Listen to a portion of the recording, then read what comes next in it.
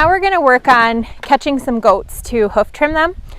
In a situation like this where these goats are out on pasture, it makes it a little bit trickier to try to catch them versus when they're in the barn. So we're going to show you what trimming would look like on a few different animals.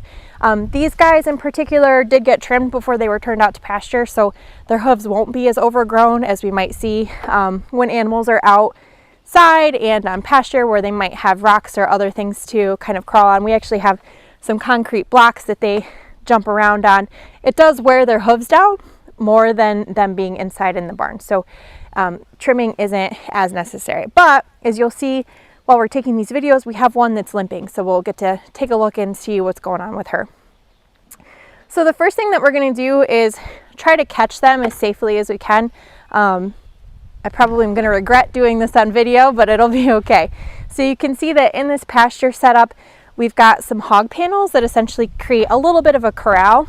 What we do is we feed them here every day, so they're used to coming to this area, so it's not a big deal for them to come in here, and then I can kind of try to catch them. I am going to use a halter as my main restraining method, and in order to do that, I very calmly corner the goat. I will wrestle her. Essentially, I'll show you how that hold looks and put the halter on her, so wish me luck.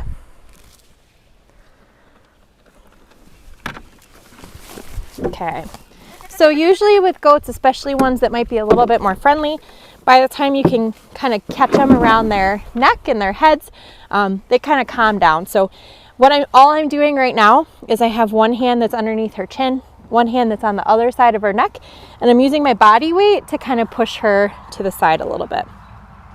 This is just a simple rope halter. The way that I do it is I put the first part over their nose and then loop it around their ears. The reason that I do it that way is that then if they're trying to push out of it, the nose part's at least there. Okay, so it fits. The one loop goes around her two ears, one loop goes over the bridge of her nose, and then we tighten it up. And this is just meant as a way to restrain the animal. Now what I'm going to do, because I don't have a stand to trim on, I'm going to use the corner of our corral here as a way to hold her tight to one side. So I'll take the halter and I'll tie her to this pole right here. I'm just tying it at where her natural head height would be.